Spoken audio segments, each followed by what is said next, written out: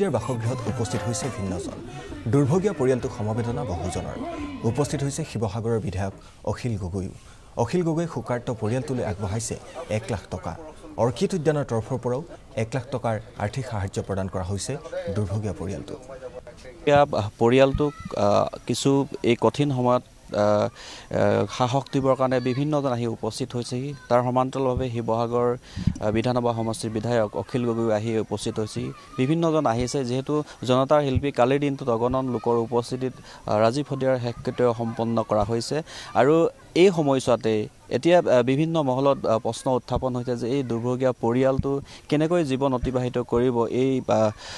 ৰাজিপদিয়াৰ 7 বছৰীয়া সন্তান লগতে পত্নী আৰু এই ঘৰখন কেনেকৈ চলিব এই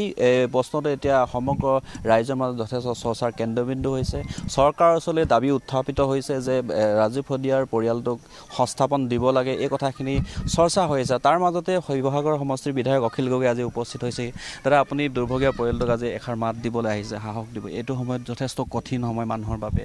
এগৰাকী প্ৰাণৰ শিল্পীক আপুনিও হেৰুৱাইছে সকলোৱে মৰ্মাহত আজি আপুনি পৰিয়ালটোলৈ ওচৰত থিয় দিছে আজি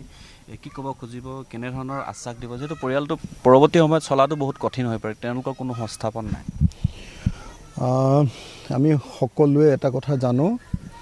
যে অসমৰ আটাইতকৈ সংকটৰ সময়খিনিত থিয় দিয়া অসমৰ যিসকল শিল্পী আছে আৰু জনগণৰ পক্ষত মানুহৰ পক্ষত থিয় দিয়া যিসকল শিল্পী আছে তাৰ ভিতৰত এজন হ'ল অসমৰ শিল্পী ৰাজিপদিয়া ৰাজীৱে আন্দোলনত যেনেকৈ আছিলে সমগ্ৰ পিৰিয়ডটোত আমি দেখিছোঁ যে ৰাজীৱে সদায় সংগ্ৰামী গীতহে গায় জনতাৰ গীতহে গায় আৰু তাৰ কাৰণে তেওঁ লাখ লাখ টকা লৈ গীত গোৱা পইচা নহ'লেও মানে গীত গাই থৈ আহে গতিকে ৰাজিপদিয়া এজন বেলেগ ধৰণৰ শিল্পী ৰাজিপদিয়া মানুহৰ শিল্পী জনতাৰ শিল্পী গণশিল্পী গতিকে সেইকাৰণে ৰাজিপদিয়াৰ মৃত্যুত আমি দেখিছোঁ যে অসমৰ চাৰিওফালে অসমৰ মানুহৰ মাজত সাংঘাতিক ধৰণৰ এটা এক্সাইটমেণ্ট এটা উত্তেজনাৰ সৃষ্টি হৈছে আৰু সকলো মানুহে দুখত শোকত ভাগি পৰিছে মই আজি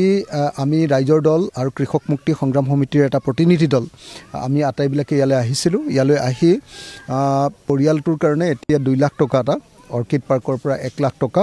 আৰু মোৰ দৰমহাৰ পৰা 1 লাখ টকা 2 লাখ টকা এটা দিলোঁ আৰু তাৰ পাছত আমি দায়িত্ব কেইটামান লৈছোঁ এটা হ'ল যে কৃষক মুক্তি সংগ্ৰাম সমিতি আমি দায়িত্ব গ্ৰহণ কৰিছোঁ যে তেওঁৰ যিটো সমাধি ক্ষেত্ৰ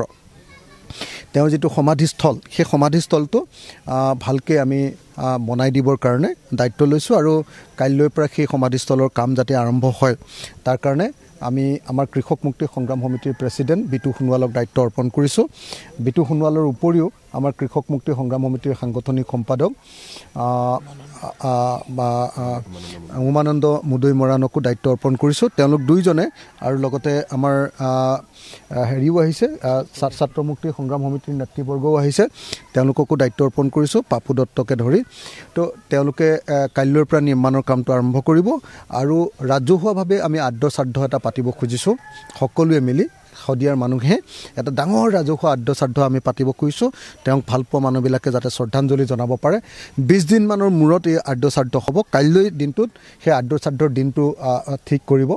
তাৰিখটো নিৰ্ধাৰণ কৰা হ'ব আৰু তাৰ পাছতে আমি সকলো ৰাইজক এই আদ্য শ্ৰাদ্ধৰ দিনটো জনাম তাৰ পাছতে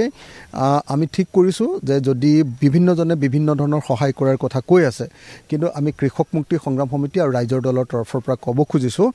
যে যেতিয়ালৈকে এটা চৰকাৰী চাকৰি নহয় পত্নীৰ তেতিয়ালৈকে আমি তেওঁলোকৰ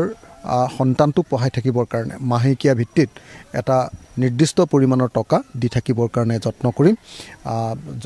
দিবৰ কাৰণে আমি আজি তেখেতসকলক আমি কথাই দি দিছোঁ ইতিমধ্যে তেওঁলোকক মাহেকীয়া ধৰণে পৰিয়ালটো ল'ৰাটোক পঢ়ুৱাই থাকিবৰ কাৰণে যি খা খৰচ হয় সেইটো দি থাকিবৰ কাৰণে প্ৰস্তুত হৈছোঁ বেলেগ বেলেগ ধৰণে বিভিন্নজনে কৈছে যে নহয় আমি খৰচ দিম যদি দিয়ে দিয়ক আমি সেইটো নিদিবলৈ কাকো কোৱা নাই কিন্তু তেওঁলোকে দিব পাৰে যদি অসুবিধা হয় তেতিয়াহ'লে পৰিয়ালটোৰ কাৰণে আমাৰ পিনৰ পৰা সেইটো মাহেকীয়া খৰচটো আমি দিবৰ কাৰণে সাজু হৈছোঁ তাৰ উপৰিও আমি চেষ্টা কৰিম যে কেনেকৈ তেওঁৰ যিখিনি গীত আৰু তেওঁৰ যিখিনি কথা সেই কথাখিনি মানুহৰ মাজলৈ লৈ যাব পাৰি তাৰ কাৰণে চেষ্টা অব্যাহত ৰাখিম মই সকলোকে 20 দিনমানৰ পাছত হ'বলগীয়া আমাৰ যি ৰাজহুৱা আন্তঃশ্ৰাদ্ধ তাত অংশগ্ৰহণ কৰিবৰ কাৰণে সমগ্ৰ অসমৰ মানুহক ভালপোৱা সকলো মানুহকে আহিবৰ কাৰণে মই অনুৰোধ জনাইছোঁ আপুনি যেহেতু এগৰাকী বিধায়ক মুখ্যমন্ত্ৰীলে হওক বা ৰাজ্য চৰকাৰে কেনেধৰণৰ প্ৰস্তাৱ থাকিব বা আপোনাৰ দাবী থাকিব এই পৰিয়ালটো তাৰমানে মোবাইল যোগে হোৱাটছআপ যোগে অসমৰ মুখ্যমন্ত্ৰী ডাঙৰীয়ালৈ এখন চিঠি দিছোঁ যে ৰাজীৱ ভদিয়াৰ পৰিয়ালৰ তেখেতৰ পত্নীক এটা চৰকাৰী চাকৰি দিব লাগে হোৱাটছআপ যোগে দিছোঁ তেখেতে কি ৰেছপন্স কৰে অসমৰ মুখ্যমন্ত্ৰী ডাঙৰীয়াই চাওঁ যদি মুখ্যমন্ত্ৰী ডাঙৰীয়াই হোৱাটছআপ যোগে দিয়া মোৰ চিঠিখনৰ কোনো যদি ৰিপ্লাই নিদিয়ে তেতিয়াহ'লে মই অসমৰ মুখ্যমন্ত্ৰী ডাঙৰীয়াক সাক্ষাৎ কৰিম আৰু সাক্ষাৎ কৰি ৰাজীৱ ভদিয়াৰ পত্নীক এটা চাকৰি দিবৰ কাৰণে চৰকাৰী চাকৰি দিবৰ কাৰণে মই তেখেতক অনুৰোধ কৰিম সেইটো চেষ্টা কৰিম আৰু যেতিয়ালৈকে নহয় যদি চৰকাৰে একো নিদিয়ে একো নহ'লেও মই কেইটামান কথা ভাবি থৈছোঁ সেইমতে ব্যৱস্থা গ্ৰহণ কৰিম